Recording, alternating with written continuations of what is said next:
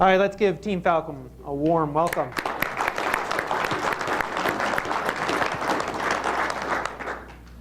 Thanks for having us. John Williams. I'm part of Team Falcon. I got Dave Mason with us.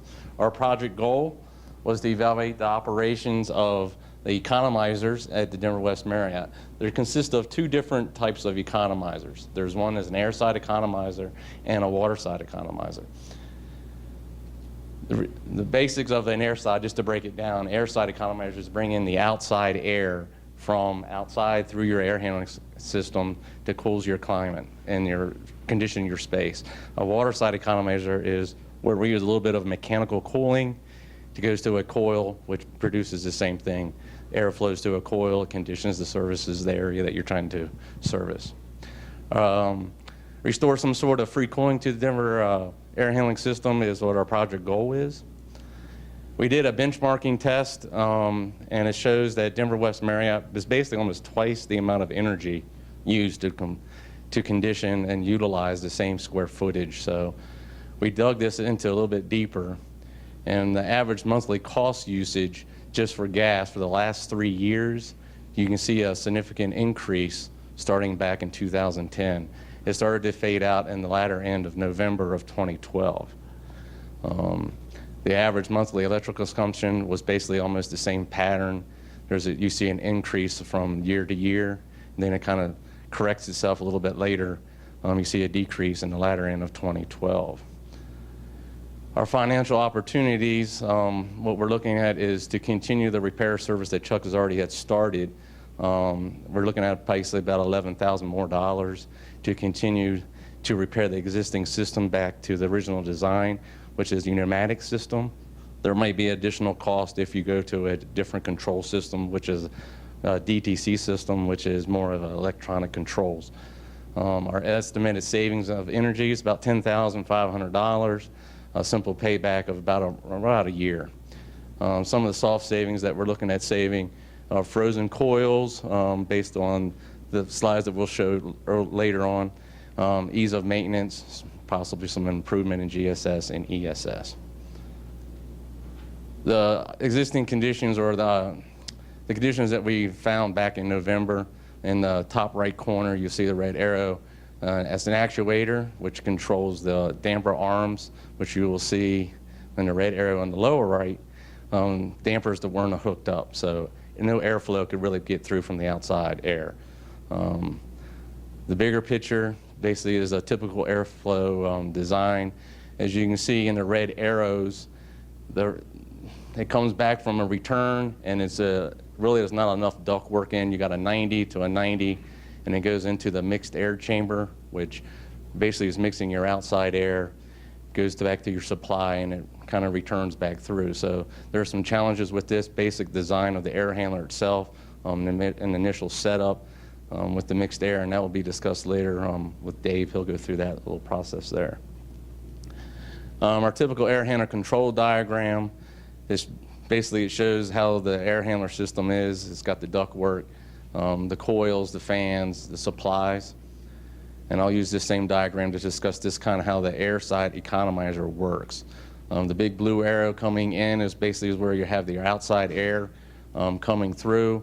It will go through the mixing box, which will go then blow through your coil. It goes through your fan coil system and goes out through your supply, and it goes out to your conditioning of the room that you're trying to condition. And you'll follow the red arrow, returns back in, goes back into the big red arrow, and the process just returns. It keeps going back and forth in that process, and that's the air side. The water side economizer is basically the same method. You can see the little blue on the top left of that is a minimum amount of outside air coming through.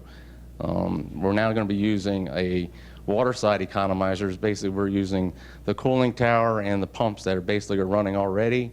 We're bringing water back through the system, and we're using the coil as your cooling agent by using the water side. We're not using chillers at this point. We're still using basically what we consider, in the words of free cooling, a tower that's basically going to be cooling the water down to maintain that coil to around 55 degrees. At that point, I'll hand this over to Dave, and he'll discuss some more of the logistics of it. Thank you, John. So if you look in the top left-hand corner, what you'll see is an infrared picture of the coil.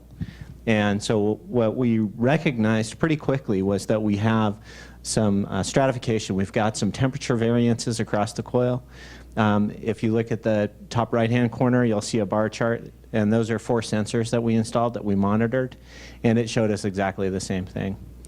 So on the bottom left, temperature profile, you can see that we're having a temperature difference from the top right at 57 all the way down to the bottom left at 43. And that's caused by what John spoke about earlier. If you look at the way the duct is configured and the dampers are configured, there's no really good way for that air to mix in that mixing chamber. We believe that, this is the reason that we're seeing frozen coils. And then when we took some velocity readings, we found out that the velocity readings really did support that. So in the top right-hand corner, we're at 602 feet per minute, and the bottom left, we're at 3 feet per minute. So it was pretty clear to us that we had an issue with air mixing in the mixing chamber. Then we took the opportunity to grab the bin data meaning the weather data. And what this chart shows us is both an upper, lower end, a mid-range temperature, and it also shows us a mean coincident wet bulb temperature. And then in the hours bin, it shows us how many hours it operates at each of those temperatures. So based on about a 48-degree mean wet coincident bulb temperature, we decided or figured out that we should be operating under an economizer mode. Out of 8,060 hours in a year, 5,694 hours, we should be operating in an economizer mode, meaning that's a significant savings on chiller wear, chiller runtime, energy consumed to run the chiller. About 2/3 of the year, there's absolutely no reason that we should be running the chiller.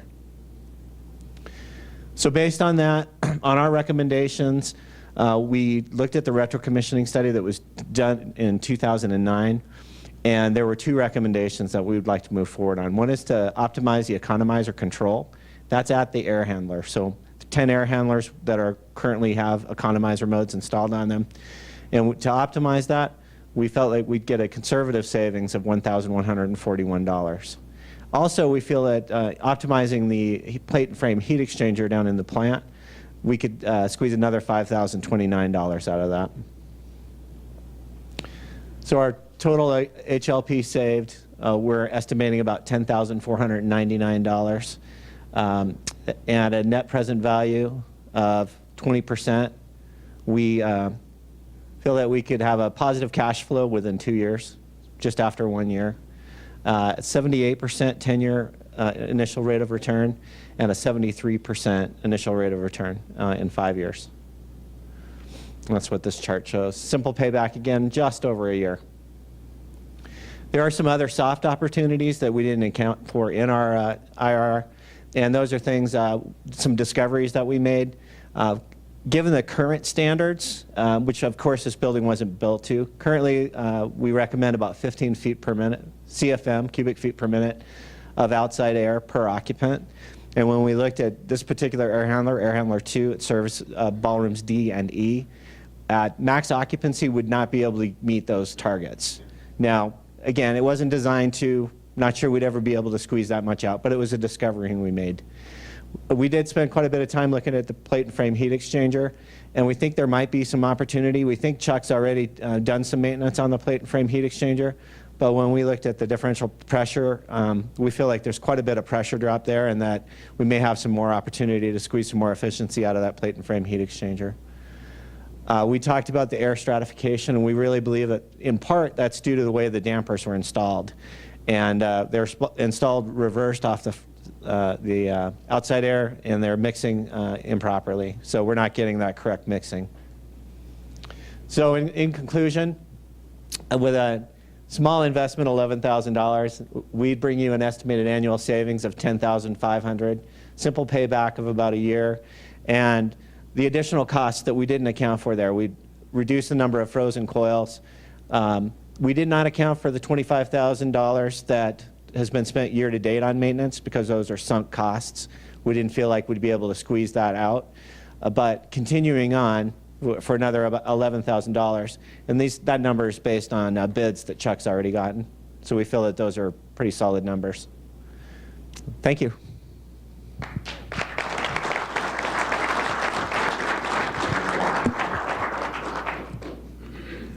5 minutes. minutes for questions. Tess, what do you attribute the uptick that we saw at the end of 2012 to? We think, excuse me, we're convinced that based on our visit here in November, that Chuck took a lot of those recommendations to heart and started making changes in November and in December. And we believe that he's actually already impacting the energy usage in the building.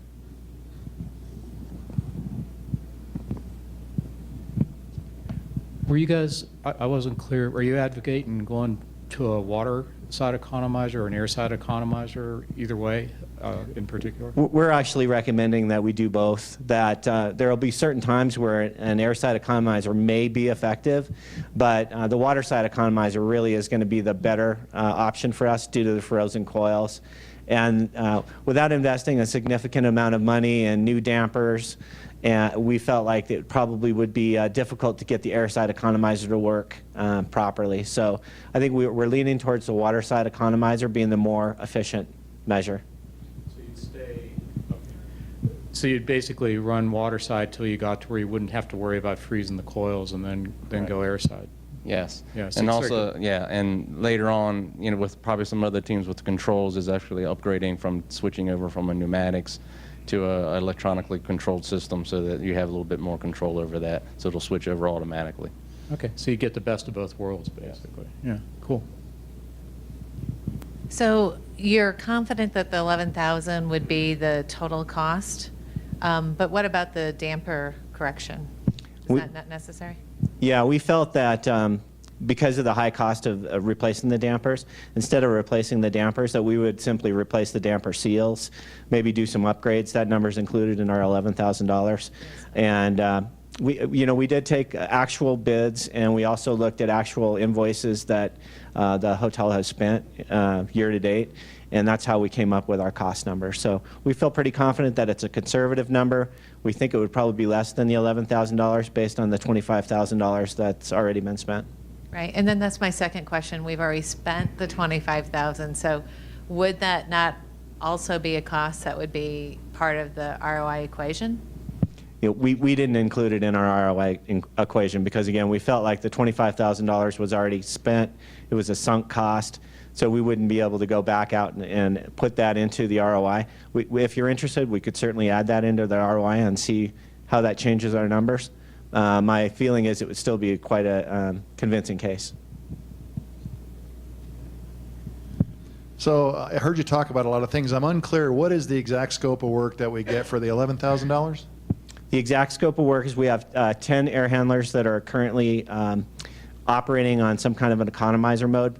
5 of those have already been repaired with new pneumatics, and so we would look at the remaining 5 and we'd repair the pneumatics. We also would take the plate and frame heat exchanger apart and recondition that, so we had some time and money in that.